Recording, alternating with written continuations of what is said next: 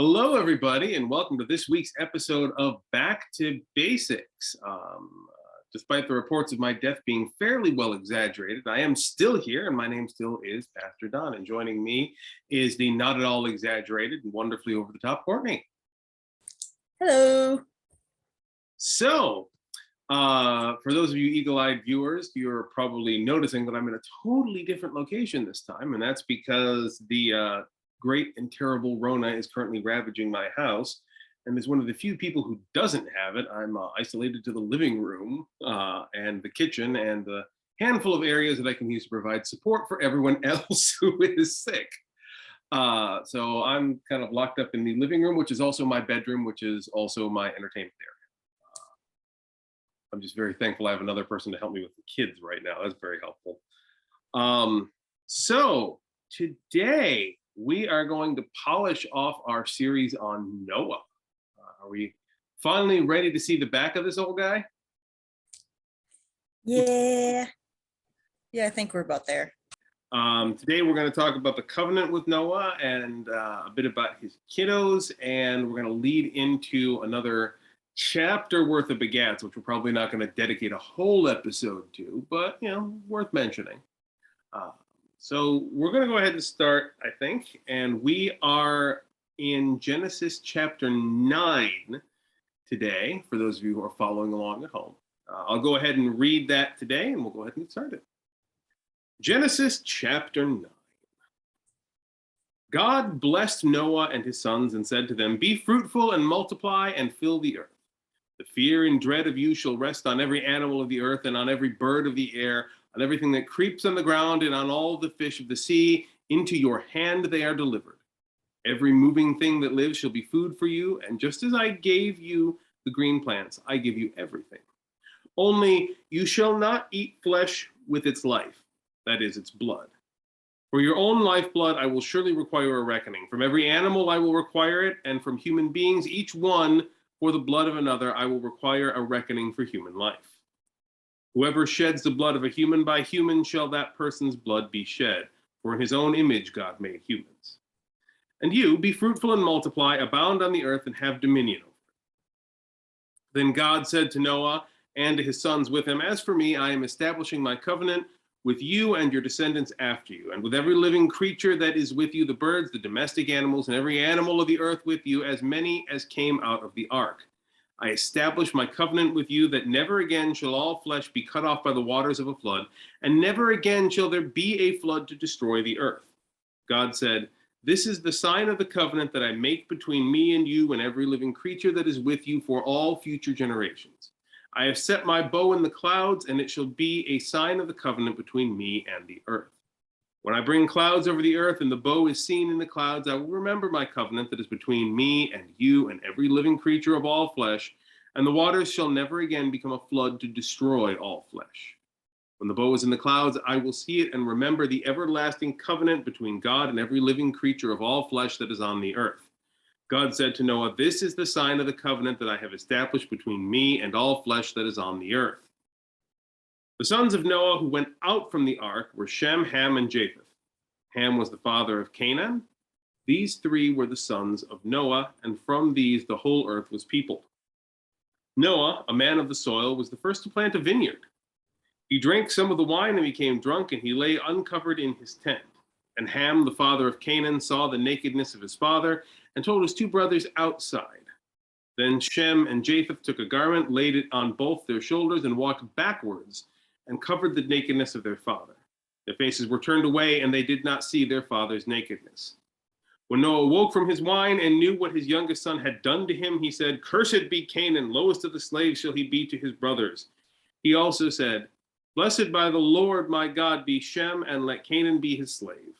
May God make space for Japheth, and let him live in the tents of Shem, and let Canaan be his slave." After the flood, Noah lived 350 years. All the days of Noah were 950 years, and he died. So I can tell by your face already, you can see there's a fair bit to talk about in this one, huh? What? Yeah, a lot of what? I don't. What's his problem with Canaan? Oh, he noticed that I was naked when I was passed out drunk. F him in particular. Mm-hmm. Now, why? There has to be some like cultural context I'm missing or something for this.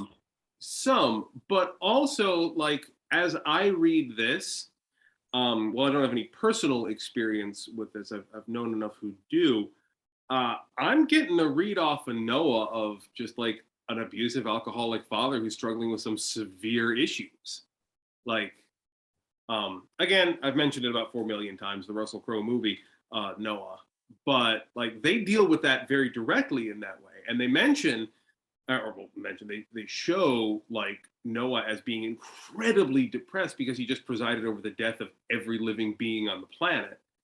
And that the whole, he planted grapes. I can see how that would make somebody drink. Yeah. I mean, look at like Noah's first move. He's like, I'm out of the ark. We set it up. We've got a covenant. Sweet. I'm gonna plant grapes and then get massively wasted. I mean, this is a guy who is probably like, he lives another 350 years and they are probably not good years. Like he this is the end of Noah's story in the Bible, and those remaining 350 were probably not super peaceful. Like, we think, that's actually, I feel like a meaningful lesson. Sometimes you go out and do exactly what God asks you to do and don't really get rewarded in this lifetime. Yeah. Like, I mean, depends on what you qualify as rewards. I mean, he did get to live. He was alive, but he was miserable, know? Yeah. Like there is a cost to doing the right thing. And there's a discipline to that. Like Noah did the right thing. He sure did. But we see in the back half here how much it cost him to do that. Now, again, this is not to say that his treatment of Ham is in any way good. It's not. It's abusive. And again, I want to say this is another. Basically, ask God to curse him. Does God go along with that? No indication. The assumption is, my assumption would be not. I would certainly hope not, but the Old Testament is weird that way.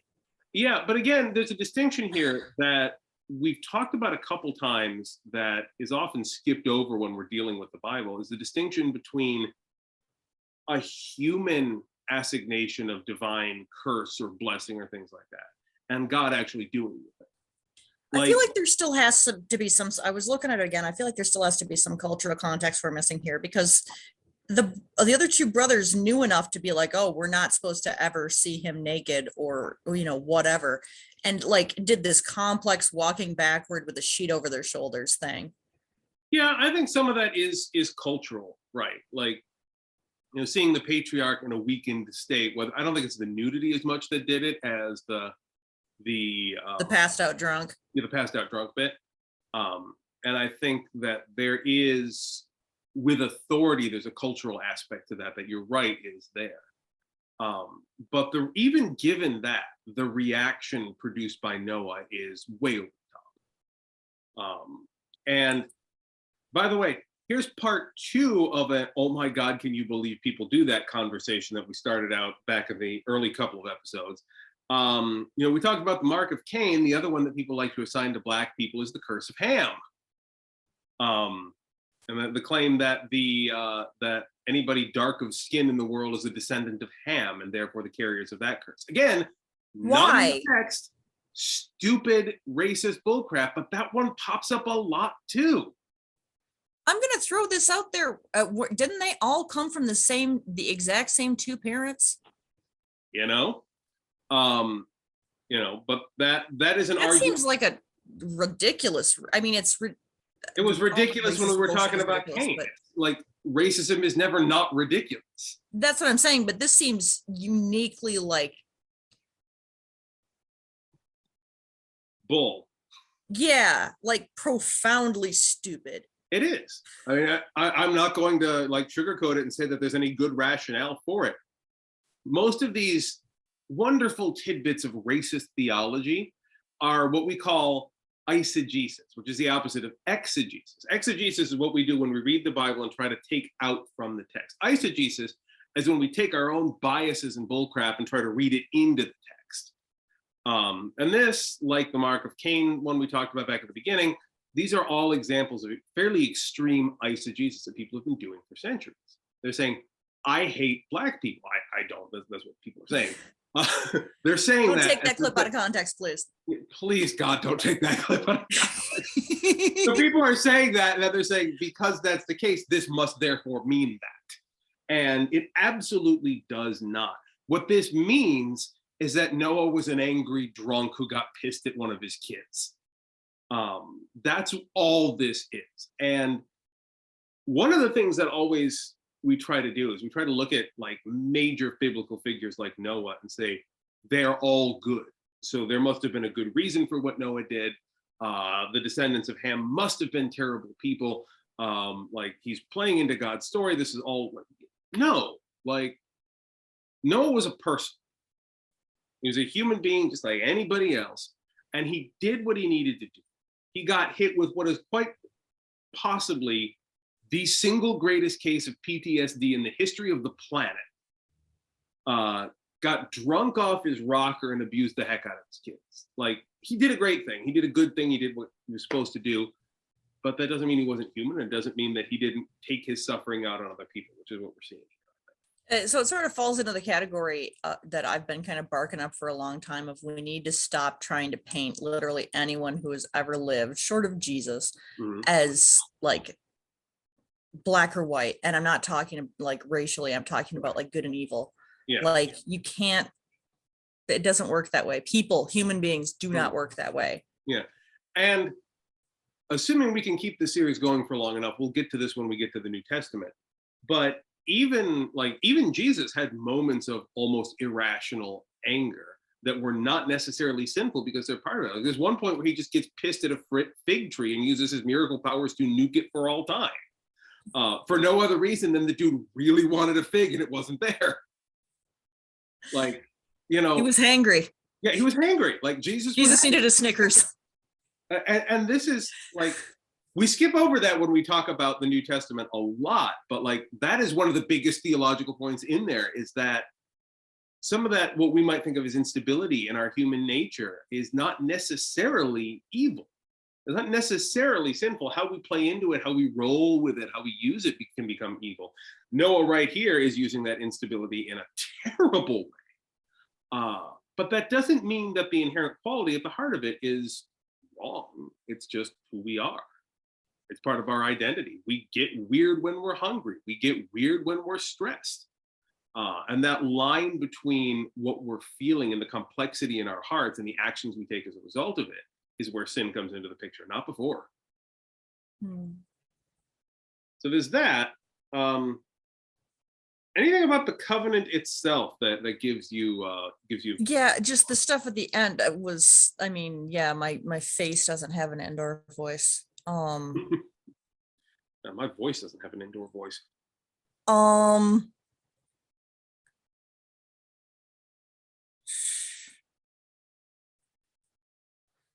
The fear and dread of you shall rest on every animal of the earth and on every bird of the air and on everything that creeps on the ground and all the fish of the sea.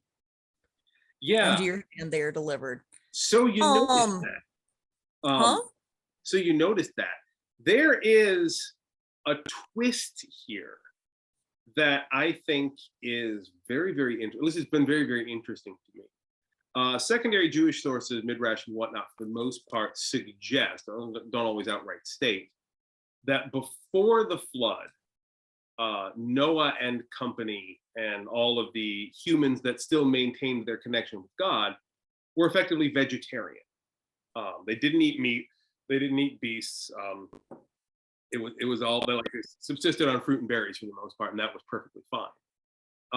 That was the argument, and that was, in a lot of texts, that is a mark that distinguishes between like Tubal Cain and the other humans and Noah and his crew, is that they're all meat eaters and brutal abusers of animals and things like that. And that is, in secondary Jewish sources, that is a line that defines between the good and the bad in the pre-flood world.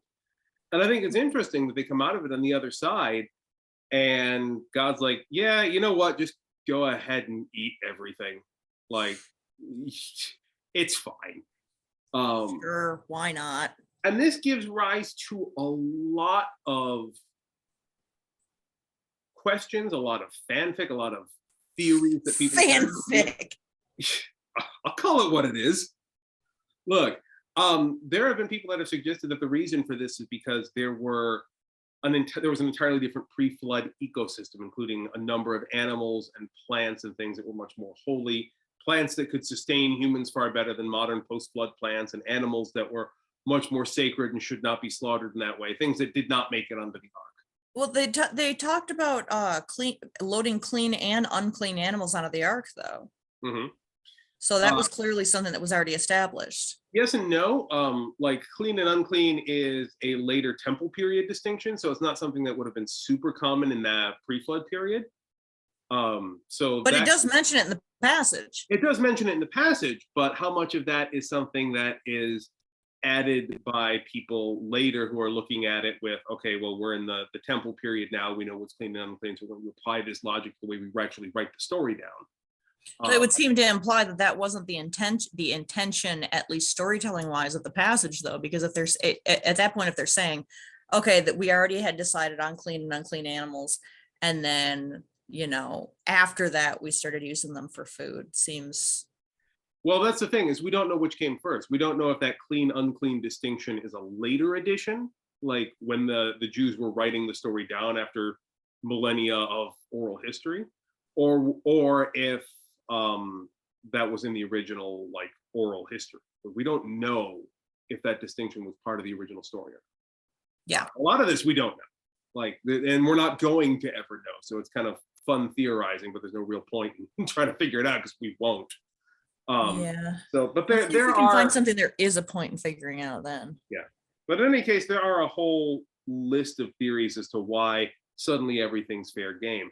And interestingly, I think, like in verse 2, the fear and dread of you shall rest on every animal of the earth and on every bird of the air, etc., etc. Into your hand they're delivered. Every moving thing that lives shall be food for you. But then when we get to Leviticus, and actually even in Genesis and Exodus a bit, when we start laying down the holiness codes, suddenly a whole host of things are off the table again. Yeah. Like, and I think really weird.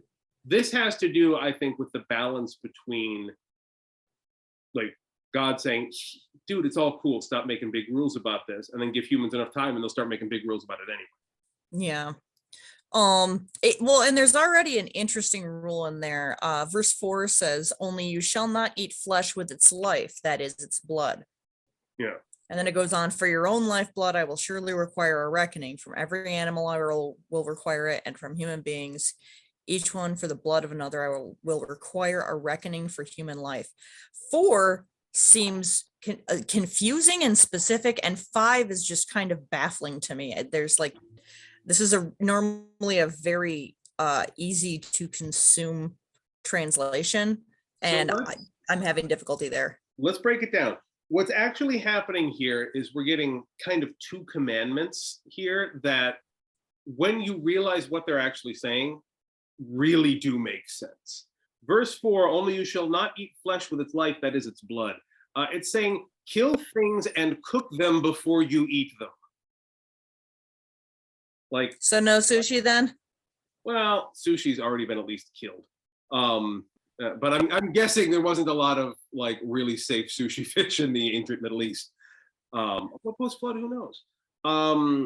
But I mean some of these rules don't apply anymore in the modern world? Right. And again, context is everything. I think the basic argument here is like, we're doing a whole fresh start. So like, if all the rules are off the table, don't just go take a bite of sheep. Like, you know, so we can't go full Gollum and just grab the fish straight out of the water and like bite it while it's raw. Which makes sense, because like consuming raw animal, like ripping apart a live beast like that, we're not built for that. Like, yeah, we're not. No. Do that. Major predators can do it, but pursuit predators like us, not so much. So we're not like, we're literally not built for that. So that's like, if you're starting fresh, that's kind of one rule that your brand new humans should know is, maybe don't just like grab a, you know, squirrel off a tree and start nibbling on it like an apple. You should probably at least prep your food. The second one is basically a fancy way of saying, okay, murder is still off the table. Like Cain and everything about that may be gone, but you know, I shall require it from human beings, each one for the blood of another. I will require a reckoning for human life. Like, if you kill a human, you will face a reckoning. And he Okay, extends. yeah, and 6 is a lot clearer, but this is also one of those passages that repeats itself over and over, which to my Ancient understanding, Hebrew emphasized by repetition rather than by like punctuation like we do in English. yeah. So that's something like if you look at the What- end of the passage about the covenant, like basically verses. What little I've read of the Quran is actually like that too. There's a lot of repetition. Yeah, well, the Quran being Arabic / Aramaic and like earlier editions, it carries over that same emphasis from Hebrew because Hebrew was one of the parent languages of Arabic. So that makes sense. But like, if you Okay. look at verses 8 through 17, that whole chunk there, it's just repeating the same. I make this covenant with all flesh, not going to wipe you out. Totally not going to wipe you out. I'm going to see the rainbow. I'm not going to wipe you out. You all are good. We're not going to wipe you out. No more wiping out. Like it's just again and again and again and again, because that's how emphasis works in Hebrew, which makes it sound kind of weird in English. Like, you know, it's the literary version of this meeting could have been an email. This paragraph could have been a sentence. You know, it could have been in English, but it wasn't written in English. Yeah. Well, I think we've pretty much gone over this verse in total. Was there anything else you wanted to talk about in No, it? I think we've covered it for the most part. In our next episode, I'm going to briefly touch on chapter 10, which, you know, fun preview, just a whole bunch of begats. And then we will lean into chapter 11. So we're going to get a 2 for next episode. Yay!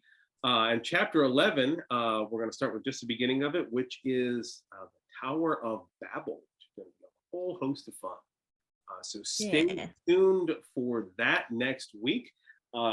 As always, do the usual.